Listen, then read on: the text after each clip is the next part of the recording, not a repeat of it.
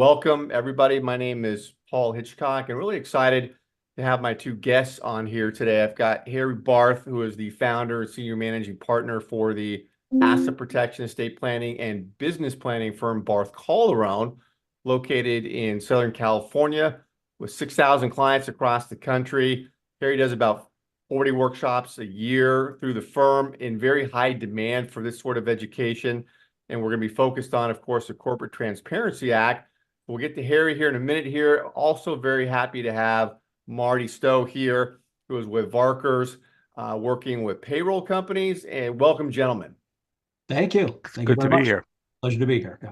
Yeah, and so as we get going here, I'm going to, Marty, go to you first, but I want to let everyone know that you can chat your questions in as we go along here. Please feel free to type in your questions. We will address those. We're going to have some Q&A at the end. If there's some questions along the way, pertinent to what Harry's talking about, we'll address those at that time. And then also the information for Harry and Marty will be in the chat there to get connected to them. So we'll put some contact information there and happy to do that. So Marty, you want to take it away?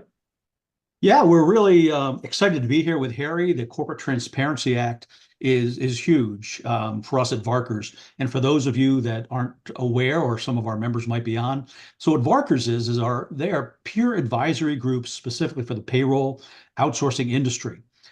What we do is we bring independent payroll companies together, and we have peer advisory groups for all levels of leadership within a payroll company. We have groups for CEOs, groups for key executives, sales leaders, service leaders, implementation managers, tax managers, all the critical leadership roles within a payroll company.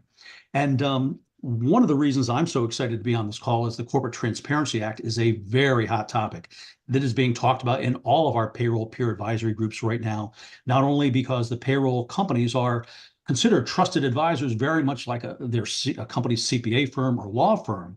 So it's incumbent upon our member payroll companies to make sure that they're educating their clients as far as what the compliance guidelines are with the Corporate Transparency Act, especially the new developments that Harry's going to talk about that have just happened over the last week. And they're even going so far as to say, hey, should we be even doing some of this filing and reporting for our companies as an ancillary revenue stream? So again, a very hot topic, and the Corporate Transparency Act is a great example of the types of things we talk about at our Värkrz peer advisory group. So we're very excited to be here for this webinar. Great information, Marty. And if people want to get connected to you, is that email? We'll put it up in the chat. Is that the best way if they're interested in learning more about your business? Sure. Actually, just email me, and be more than happy to provide any information to those payroll companies, independent payroll companies around the United States that would be interested in learning more about being a part of a peer advisory group. Love it. Love it. Well, that gets us over to you, Harry. A lot of new stuff going on. What do we need to know? Okay, well, here we go. We have a lot to talk about today in the hour that we have together. But let's start with a few definitions, because I'm going to use some terms that people may not be familiar with. One term I'm going to be using is FinCEN. You hear me say FinCEN quite a bit. That just refers to the Financial Crimes Enforcement Network. So the Corporate Transparency Act authorizes the United States Department of Treasury through the Financial Crimes Enforcement Network to implement every aspect of the Corporate Transparency Act. And I think it's very important to understand what it's all about and why, philosophically. Basically, it started back at 9/11, guys and girls, and it was designed to, and the government, there's the Patriot Act, Know Your Client, all of these various different Sarbanes-Oxley, that are being designed to say, who are the people behind the veil? And the concern is terrorist financing, money laundering, tax evasion, and other nefarious types of activities that were done through small shell companies or shelf companies. We had the Panama Papers, the Pandora Papers. We had a president with 18 different shell companies that are being used. So what's important to understand is that the Corporate Transparency Act, its goal, because as we talk about everything today, its goal is to who are the human beings, Marty, who are behind the veil of the entity. So the purpose is to drill down who's in charge, who's in control. And it's not targeted to big companies. That's not where the problems lie. It's targeted to small companies. It's the hair salon. And it's behind the hair salon where the money laundering or terrorist financing occurs. So this is an act that is targeted to small companies. And it is, and think about this, it is every single small business in the United States of America is impacted. The guesstimate is about 35 million businesses are going to be impacted by the Corporate Transparency Act. Boy, talk about payroll people and businesses. This is it. We're there. And when you look at, as we learned today, about what a beneficial ownership interest is, the number of reporting people involved in the Corporate Transparency Act and in these 33 million could bring the reporting up to close to 200 million. And so to start, it impacts, unless it's an exemption, which we will cover, every LLC, every corporation, every limited partnership, every limited liability partnership. But the elephant in the room, as many people have heard about, is that, and I always talk about, is whether or not this Corporate Transparency Act, which, by the way, was bipartisan legislation that was passed as part of a Defense Act in 2021, is constitutional. That was a big question, a multitude of questions that came up about that. And there was a case called National Small Business Association versus Yellen, which was in the Northern District of Alabama in federal district court, which is looking to have the Corporate Transparency Act, for a multitude of reasons, declared unconstitutional. And in all of my prior talks on this subject matter, and I've done a gajillion of them already, I've always said that my humble opinion will be, after I've been at this almost 50 years, that the vast majority of the Corporate Transparency Act will withstand scrutiny, but some aspects of the Corporate Transparency Act will be declared unconstitutional and should be. And I think that's important. As we go through today, you'll see the various different components, and you'll see those that have the rough edges around them that may have some questionable constitutionality. So on Friday of last week, the judge in the small business case versus Yellen declared in the district court that the Corporate Transparency Act, in his legal opinion, was unconstitutional. First, it's very important to understand what that impacted, Marty. It impacted only the plaintiffs in that lawsuit. So the members of the National Small Business Association, for the moment, no longer need to comply with the Corporate Transparency Act. Everybody else in the country still needs to comply with the Corporate Transparency Act. Now, best case, all of us colleagues that sit around and work in the business of law, we feel that this is going to be appealed quite quickly by the government to the 11th Circuit Court of Appeals. And the best guesstimation, of course, trying to do any guesstimation when it comes to the government is a little difficult. The best guesstimation is that the judge's decision in Northern Alabama is going to be overridden and that the injunction is going to be lifted. The court in Alabama, just to make it easy for everyone who's with us and listening today, basically said it didn't get into the weeds as to all the various components that we're going to get into today together. They just basically said that they didn't feel that Congress had the power to enact this act. In other words, that's what made it unconstitutional. They didn't go into benefit and burden. They didn't go into clarity. They didn't go into any of the components of the act. They just turned around and said they never had the power in order to enact it.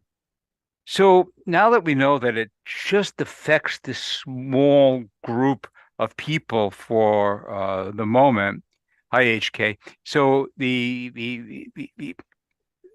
think it's important to understand that the court also laid out what it thinks Congress needs to do in order to make it constitutional. And more likely than not, that is what's going to happen because it's bipartisan. And we look at the goals of the act are not nefarious, but to make things better. What is it? It's a compilation of a list of all of the human owners of LLCs, corporations, limited partnerships, limited liability companies, every small business in America. So before we get into how we actually get into it, let's talk about who's accepted from it. What's the exemptions? Who doesn't have to comply with the Corporate Transparency Act? But just a second before we get there, maybe one of the unconstitutional provisions is the government serious about this, Marty? Well, here's the deal.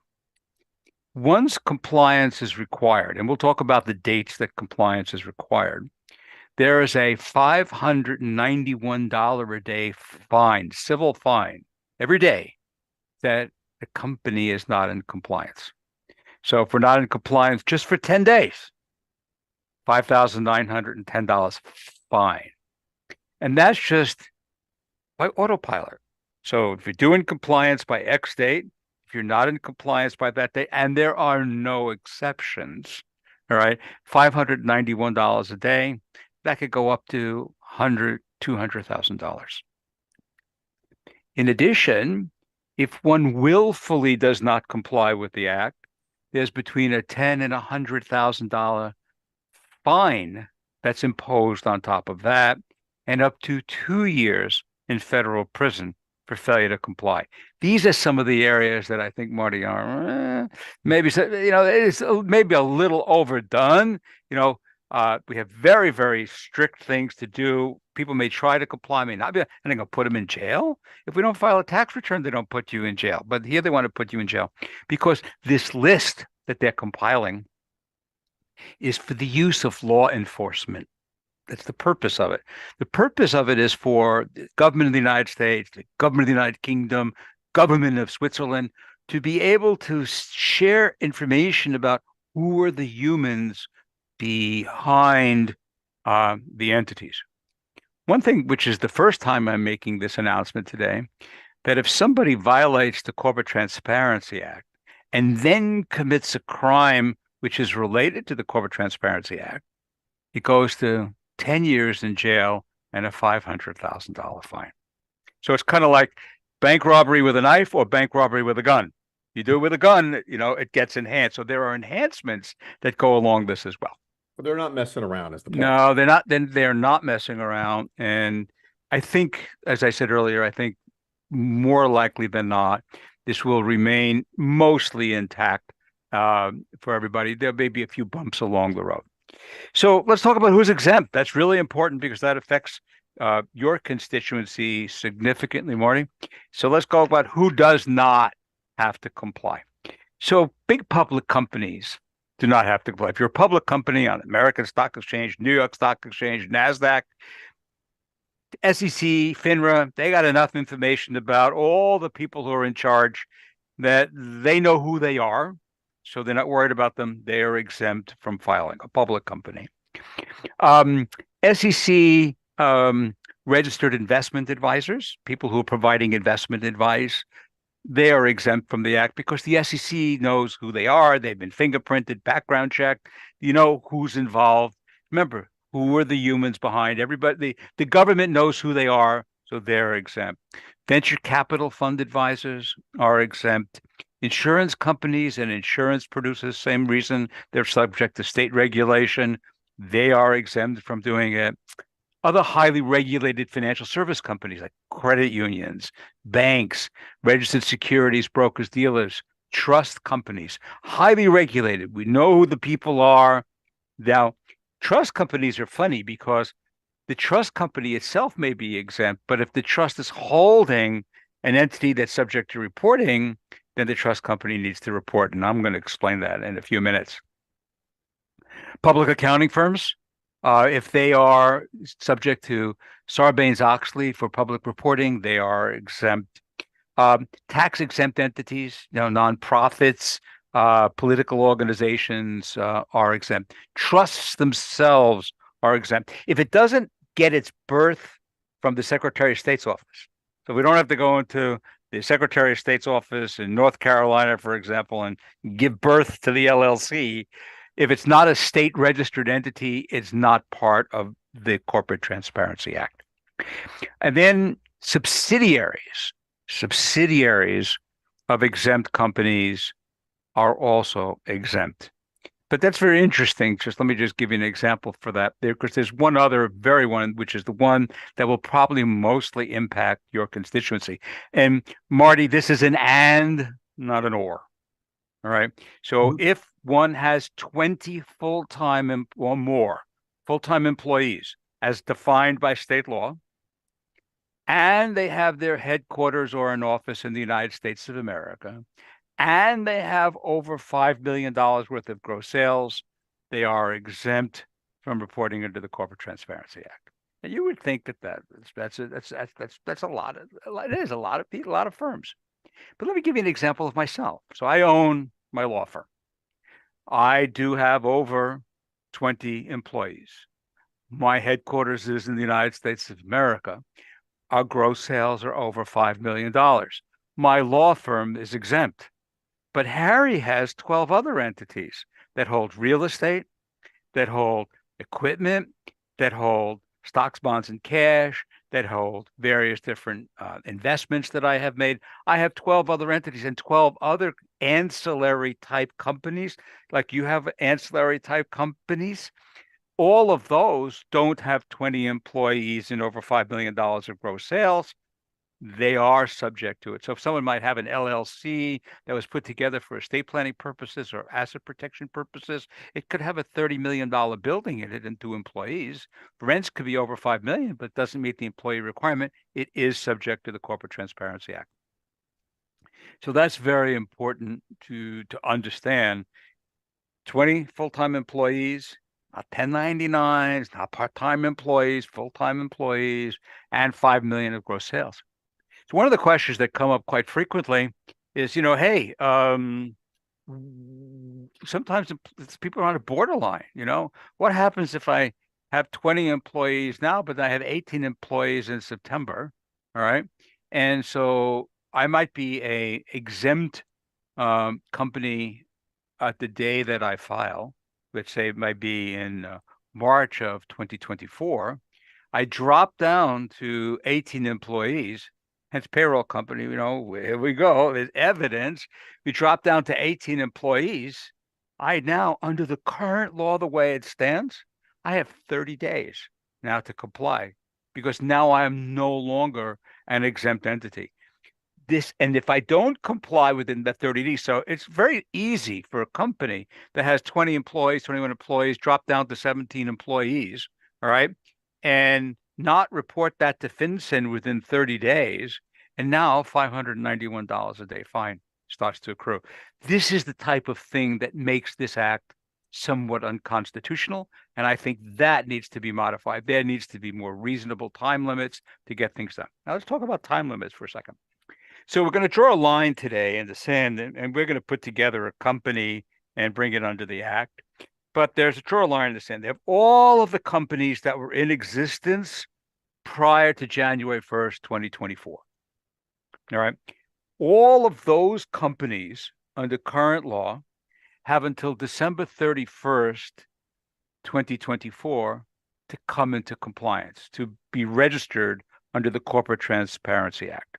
And by the way, that registry of all of who the owners are and all this sensitive information is not public. And there's severe penalties for anyone that tries to make it public. So that's one group.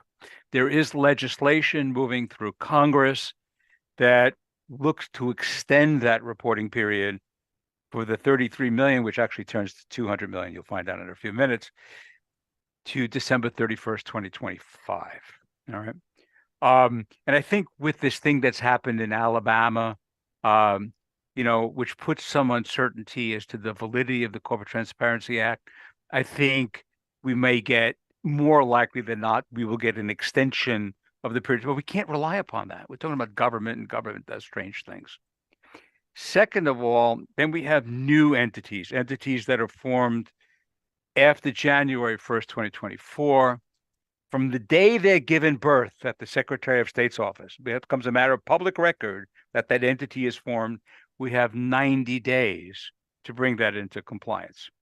So 30 days for changes, 90 days for a new entity, and that's currently to December 31st, 2024 for a pre-existing entity. It could be an entity that was in existence 75 years ago, 100 years ago. Makes no difference. If it doesn't meet any of those criteria, it must record under the Corporate Transparency Act.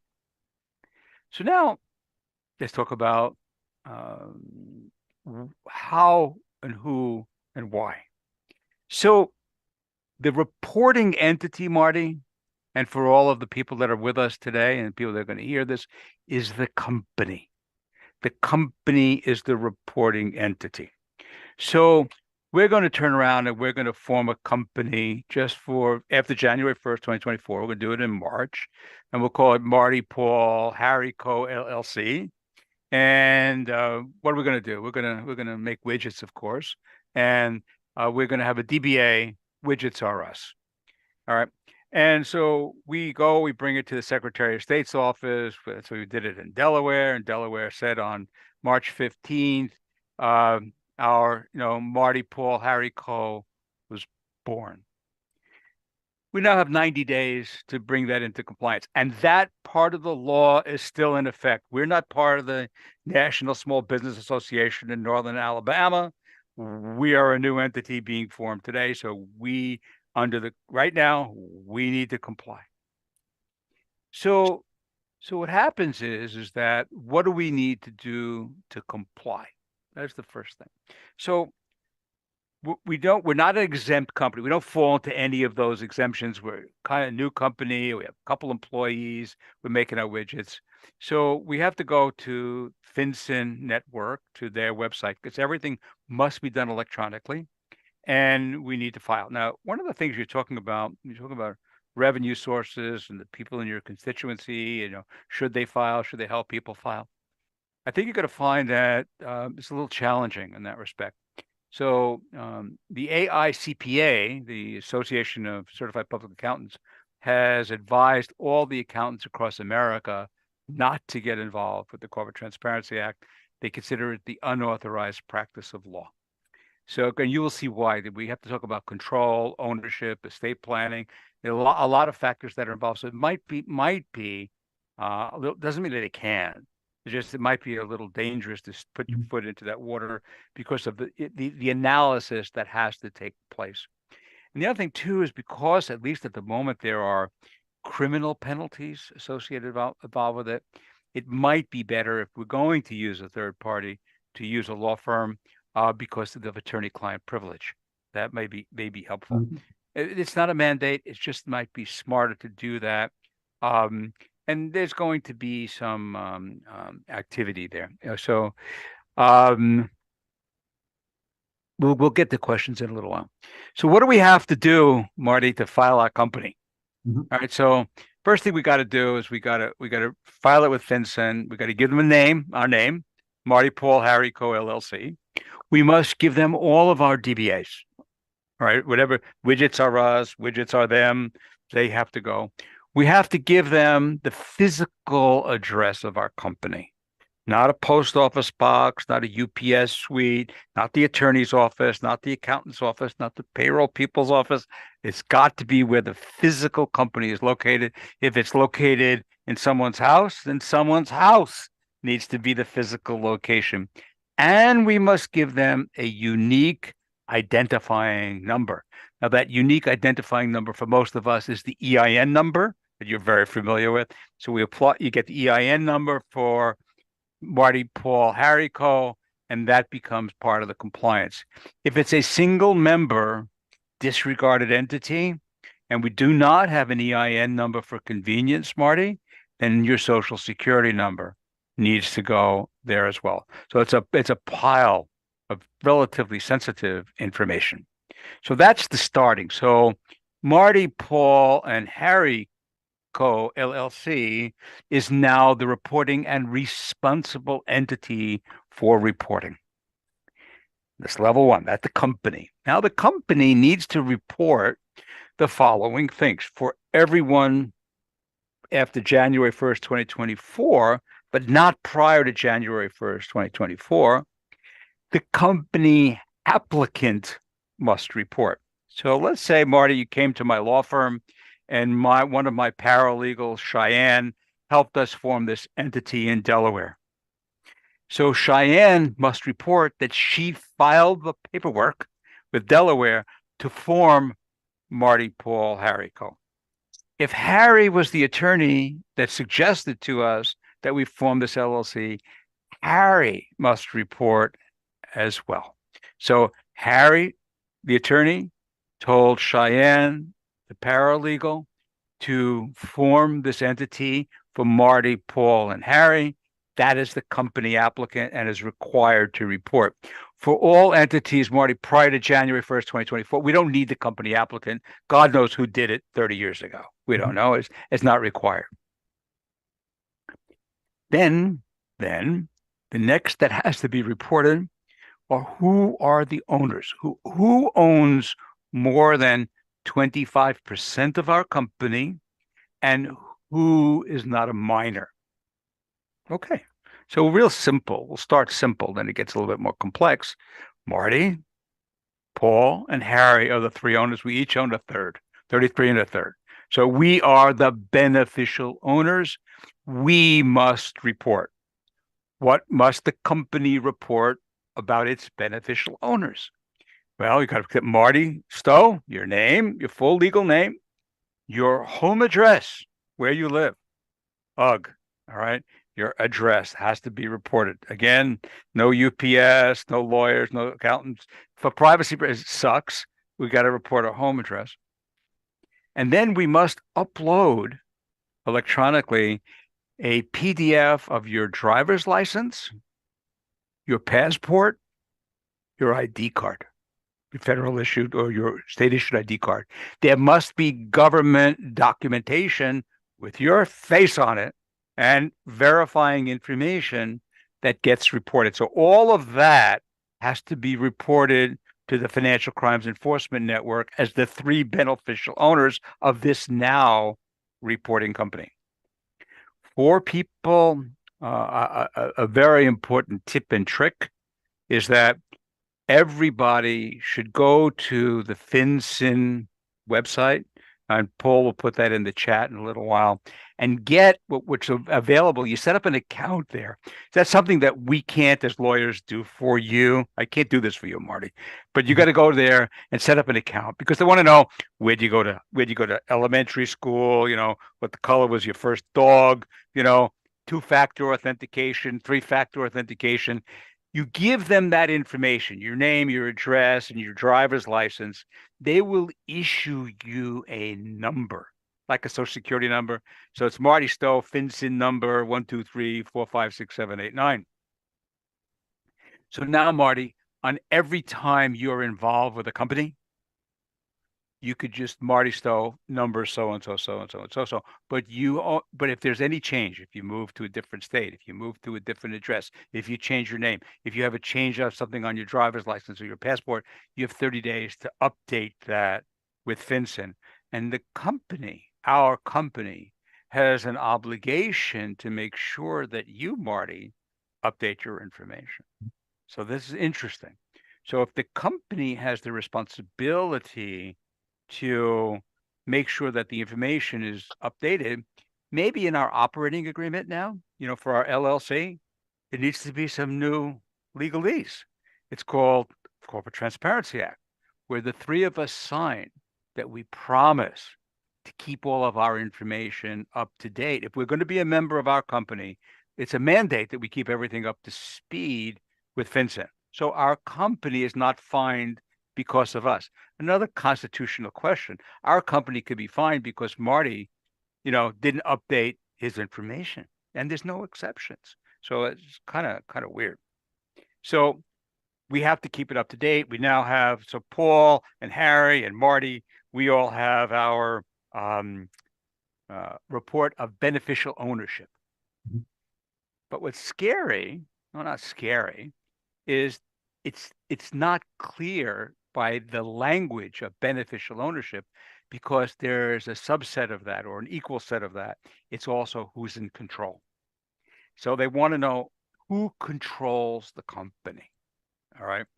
That is also, so I got the company applicant, I got the company itself, I got Marty, Paul, and Harry. Now let's say in our LLC, Marty, we hired as the manager of our LLC, ABC Co., an S corporation, as our manager.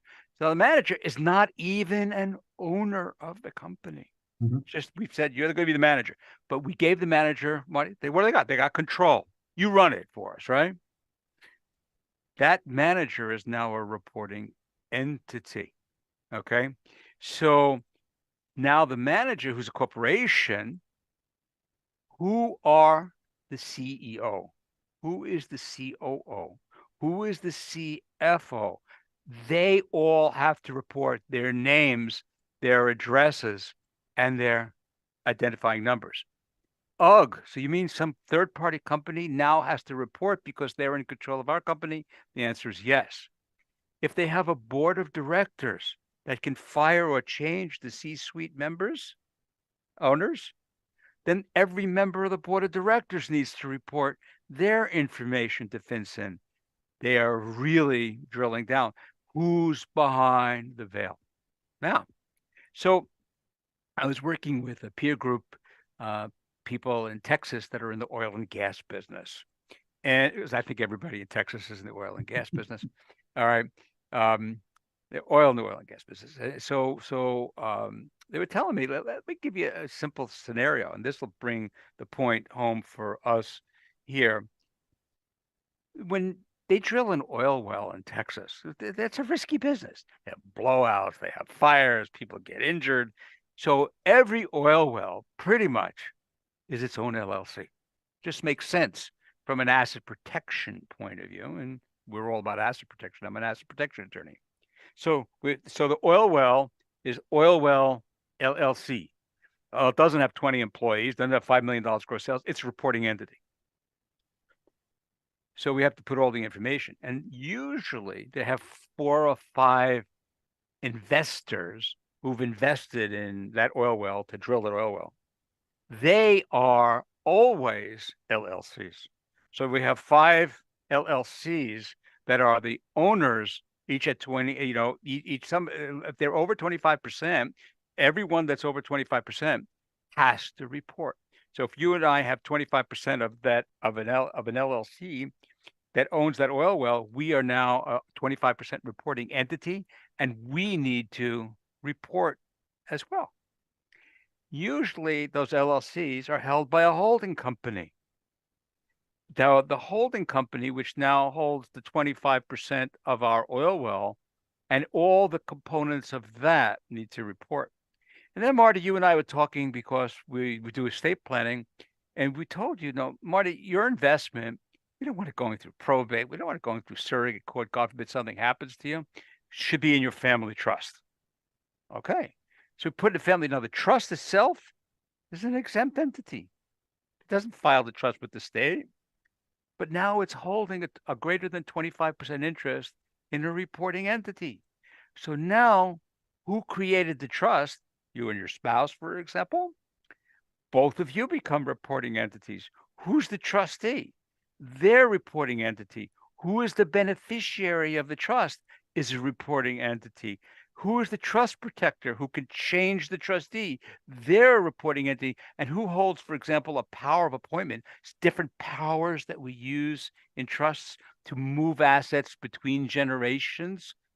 Because they can move assets, they become reporting entities. So what happens is, on this simple oil well, we can have close to 40 to 45 reporting entities. Oh. So that's why I said it's not just the entity, it's all of the reporting that goes around it. Now, what's interesting to note is that this analysis, so what do we have to look at? We got to look at your estate plan. We need to know who are the controlling people in your estate plan if it owns an entity. This is, I don't know how payroll people could do that or CPAs could do that. Mhm. We have to look at control. Now, control could be interesting. We could have done this. You could have had 33% of the company of our LLC. Paul could have had 33%. I could have had 33%. And all of our 33, 33, and 33 were non-voting interests in our LLC. And then we had your kid we gave him 1%, and that's voting. Controls, right? That 1% now becomes a reporting entity. So I think for every new entity and for every single old entity, we now have to go back to the shareholders' agreements and make sure that we have CTA language that is now incorporated in those operating agreements to make sure that the companies have a methodology for keeping everyone in compliance with the Corporate Transparency Act. It is a hated act, Marty. This is not fun, because one of the things is the burden. Where's the burden going to fall? The burden falls on good, solid, small American business, right? Not big companies. Falls on small business. It's costly. It's estimated. I was reading today that the estimated compliance cost is close to $8,000 for a small business to comply, between filing fees and analysis fees, because you got to analyze all of these: who's in control, who owns what, how do they own it, and then what do you do when some shares are held by a child? All right, when the child is 16 in a trust, then the child becomes 18, they reach the age of majority. Now we have 30 days to switch it to the child, and then the child, or even when the child is a minor, you have to have the parents, right? The parents have to report. What if the parents are divorced? They don't even know where the heck the spouse is. They don't know where the spouse lives. Spouse, matter of fact, doesn't want to tell you where they live. They have no interest in having you know where they live. So, or estranged business partners that over the years, over 30 years or 40 years, look at what can happen. And all of that has to be ferreted out, because at the end of the day, under the current act, the way it's written, and I think this is one of the constitutional issues, there are no exceptions. We need to determine who is the human being. I can't leave down to this 25% is held by Blue Sky Trust. Who's behind Blue Sky Trust? We don't know everybody behind Blue Sky Trust. That's exactly what they're after. But we know if we had, let's say we had over the years, and then we're looking backwards, we have a rotten egg that's in our business. They're the people that own 5% of our business. We don't see from them. They're troublemakers. Now, how they got it, they inherited when our partner died and it got to their kids. All right. And so, they may be small owners, but let's say they've accumulated 25% of our business and they don't want to give us information. We don't have any choice. We have to get it, or we got to buy them out, or we got to get rid of them. We don't know what to do, because otherwise we get hit with $591 a day fine. They can get hit with a criminal penalty for not complying on the other side. So it also raises other issues that are concerning. Look at all of this sensitive information that's going to be running around. Forget attorney-client privilege. I think that's important, but look at this other information that we have. Marty, I would have your social security number. I would have your home address. I would have your driver's license. I would potentially have your passport. I have everything. I have it for you. I have it for your spouse. I have it for your trust. I have all that stuff. And all that has to get transmitted to me. What an opportunity for a nefarious actor to try to reach that sensitive information. Then I have to have a secure vault for that information. And then I have to transmit that to the Financial Crimes Enforcement Network.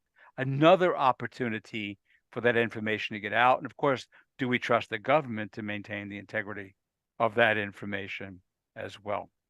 So we have data encryption issues. We have one opportunity is gives everybody an opportunity to relook at all of their documentation that they have and make sure it's up to speed and good, because it has to incorporate new language that's involved. So in essence, we have 90 days to get all of that information. Now, for new entities, not so bad. If I set up a new entity for us, Marty, I would know the name of it. I would know where it's located. I would know who the owners are. I would know what trust it's going into. I would know the components of that trust. I would know who's in control. But when I go back, even for myself, ugh, got to ferret all that out, and I have to have that all to them by December 31st, 2024. Otherwise, $591 a day. Oh my God. So I think we're going to see some time extensions, but I can't rely on it, in getting that done. I think we'll see some parts unconstitutional, but I can't rely on it right now. I think that the best business practice is to comply. All right. And it's just the best business comply. If it's all for naught, may it be all for naught, because it's crappy law and very intrusive. But to get it done, I saw one question talked about an inactive entity that came across. Maybe Marty, can you read that out so everyone can? Yeah. Actually, it says if you have a shell LLC with no activity pre-2020, does that entity need to file? And to that end, would it be advisable just to file any entity with an EIN or TIN? So it almost sounds like a inactive LLC that's been around for a few years. Yeah, so 2020 is important because it has to be inactive since 2020. If it's inactive since 2021, still has to file. But if it's inactive 2020 and it has no assets, has to have no assets. No assets and inactive for almost 4 years, no, doesn't have to file. Very few of those. All right. Okay. But if it has any assets, so you had a bank account that's in it that had $500 in it, it's got to file. So, the definition of inactive is very, very narrow. Now, if you have inactive shelf entities and you dissolve them before the end of the year, then they don't have to be reported, of course. And that was actually a question someone had emailed in, is if a existing corporation pre-2024 goes out of business, dissolves, it's no longer in existence, does it need to file? And it sounds like what you're saying is no, it doesn't. No, it's dissolved. If it's dissolved, doesn't need to file. But one of the things we're concerned about, especially with payroll companies that you work with, like you and I were talking, what if they have 20 employees now? So on the date they filed in March, they have 20 employees. Now they dropped down to 17 employees. Yeah. I got 30 days to up. Now we become a filing company. And then in December, they now have 21 employees. And they're not. So the question, but there's only a 30-day window. It's not a year-end window. One, at least good thing, if there's anything that's good, it's a one and done filing other than for changes.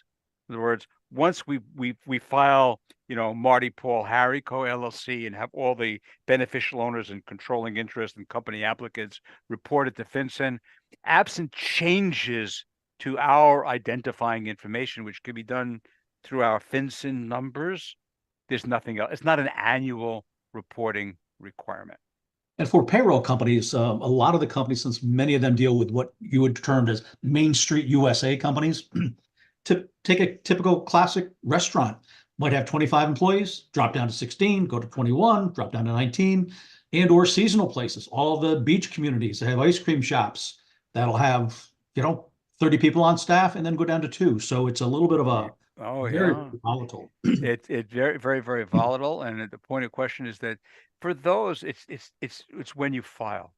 All right. So, but then when it drops down below, you now have to become a reporting entity. In those cases, just using the ones that you just described, I would turn around and file them. In other words, they might have 30 employees, they might have 2 employees, but there's 2 owners, Mutt and Jeff. of the two owners, and they're 50-50.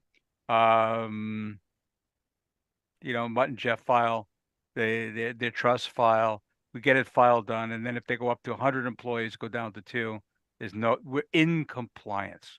Remember, who is behind it? Remember, all the nefarious activity occurred in small businesses. Yeah, sure. Harry, Let's do more questions. Well, quick question. So you before on this subject, the issue came up of the parent-child versus brother-sister relationship with bigger companies. And I know, part of your practice with asset protection, you recommend for very good reasons a brother-sister relationship, carving out assets from a bigger company, which then gets into the CTA. Correct. So if we have Marty, Paul, Harry, Co., and we have 20 employees and we're over 5 million, we're exempt. And if we have subsidiaries, wholly owned LLC subsidiaries or corporate subsidiaries, those subsidiaries, parent-child, if we don't have to report, they don't have to report. But for asset protection and estate planning purposes, many times we'd like to get, the real estate should be held in a separate entity. The equipment should be leased back in a separate entity. The intellectual property should be held in a separate entity. Stocks, bonds, and cash should be in separate. All of those, which are now brother sister entities, all need to be reporting entities. And we bake it in that way. So one question that actually one of our members came up with, and it kind of plays on to the think about our Harry, Paul, Marty Co. Widgets are us. Here it is, 2024. It's been in business prior to 2024. Paul's retiring early in 2024. Sells out, buys out, no longer a beneficial owner. A new owner come in, invests. Now we have a replacement. How does all that play out? We're reporting. Does Paul still need to report, or is he considered? If he's no longer a beneficial owner, his information is no longer necessary. Remember, who's the new owner must comply. So the owner that bought Paul's third must comply. And it's our responsibility, Marty and Harry, to make sure they comply. If they're not complying, they're not eligible to buy. When they sign our operating agreement, our shareholders agreement, our limited partnership agreement, they're saying they will get that information needed to FinCEN, so our company, Widgets R Us, remains in compliance. And how long do they have to do that? It's not 90 days. Under the current law, it's 30 days. 30 days. Now, that's another one. For the Constitution, it's way too short a window. The bill that's going through Congress, that may or may not, it's passed by the House, not the Senate, and not the President yet, extends the change period from 30 days to 90 days, to give us 90 days to deal with the change. I mean, by the time that purchase happens, to sell it to Paul, to sell the other guy or gal to buy, our window is closing. We've formed over 100 entities in our law firm in January. It's hard to believe we're 30 days away from the close period for those entities to comply. And I look at the work, the analysis that has to go with one that we know, and it's challenging. So this is really burdensome. Okay, questions. I think we have a few of them. Yeah, I want to encourage people to keep asking questions here. I know, Harry, that the firm, your firm, BarthCalderon, on a firm-wide meeting the other day, we're getting into, the whole attorneys were there, into these issues, and with existing clients now, it is not a simple matter of just filing. They have multiple assets, businesses, rental properties, engaging in asset protection. It is a big deal to find out who has to report, and it's not quick and dirty. Yeah. Let me just say one thing, Marty, then jump in. So this is another issue. The other issue is the burden. Look at the burden that's being placed upon small American businesses, or even foreign businesses that are doing business in America are also subject to the Corporate Transparency Act. And the purpose of that is to cut down on criminal activity using shell and shelf companies. I don't believe that's ever going to happen. I believe that we're going to have the burden. People are going to spend the money. We're going to be threatened by our government if we don't do it. And do I think that terrorists or money launderers are going to say, oh, now the Corporate Transparency Act is there, we're going to tell everybody all of our information? I don't think so. They'll create artificial people they'll hire people to be friends for them, and they'll just find another way around this, maybe a little bit more work for them. They'll do it. So I don't, it's like the old story, if you take away the guns from all the people that are good, solid citizens, then only the criminals have guns. Mhm. And it's a similar scenario. So Marty, can I ask you a question? So with the payroll companies, they why is it such a big topic for them? Is it because they are a trusted resource for education like this for their constituents, and the clients are asking them for stuff like this? Well, generally because payroll companies are a trusted advisor, and unlike their CPA firm or their law firm that they may speak with once a year, tax time, or a law firm once a year or every couple of years when an issue pops up, they're talking to their payroll companies weekly, bi-weekly. So they really look at them as a trusted advisor, and they'll often reach out and saying, hey, I've read this thing about the Corporate Transparency Act. I'm a small business. I'm a landscaper. I don't know anything about this. Tell me about it. So that's why it's really important for payroll companies to understand the Corporate Transparency Act, have good documentation, whether it's blogs or whatever that's vetted by a law firm, to be able to pass it on so that their companies, these Main Street USA businesses, understand what the compliance regulations are for that. But that's why they often turn to their payroll companies, because they're talking to their payroll companies to do their payroll weekly, bi-weekly, all throughout the year. Interesting. That's absolutely true. Yeah, Sandra's got a question there, Marty, in the chat. Yeah, let's see. So Sandra's asking, if we are a bank that has trust powers and meet the exemption parameters, but are trustees of trusts with several entities such as LLCs, as owners of the trust, do we as a trustee of these trusts have to ensure that all of the entities have to comply? Okay, so you got two sides to that question. That's a great question. So the trust company, the bank is an exempt from the CTA. The trust company is exempt from CTA, but if the trustee of so let's say Marty's a trustee, Paul's a trustee, Harry's a trustee of the XYZ trust, and the XYZ trust holds more than 25% interest in a reporting company, then those trustees who have the power to move assets in there need to comply. Absolutely need to comply. Now, interesting, and we do a lot of international asset protection trusts. We do a lot of domestic asset protection trusts with third-party trustees. And some trustees have taken the position that they are exempt from having to comply on the trustee level. And then other trustees, every trustee that has the ability to touch that account has a FinCEN number and is reporting. The best intelligence is that Sandra, if you are a trustee in a trust and that trust has reporting companies, you have to make sure that not only the company complies, but that you yourself comply. Great question. Interesting. Well, we're up about at the time level here. If we don't have any more questions, I want to say, first of all, we're going to have a replay of this sent out to everybody that signed up and attended. So look for an email in the next few days so we get that out to you. And I want to thank Marty and Harry both for being here. Eye-opening information. I know this is changing every day, but thank you very much. Appreciate it. All right, guys. Thank you all. Marty, thank you so much. Thank you, Take care. Harry. All right. You're welcome. Bye-bye. Bye now.